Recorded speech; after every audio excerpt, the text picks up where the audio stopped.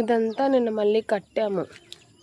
మొన్న వచ్చిన గాలికి ఇదంతా ఎగిరిపోయి ఇటుకురాలన్నీ కిందన పడిపోయి ఇంకా లాభం లేదని చెప్పి నీట్గా నిన్న మా హస్బెండ్, మా చెల్లి వాళ్ళ బాబు సుజిత్, మా బాబు అందరూ కలిసి ఇలా నీట్గా కట్టారు.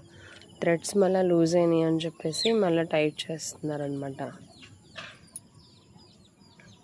లోపల కోడి పిల్లలు ఉన్నాయి. అవి కోడి ఎన్ని పిల్లలు చేసింది చూద్దామని చెప్పేసి వచ్చాను నేను పైకి.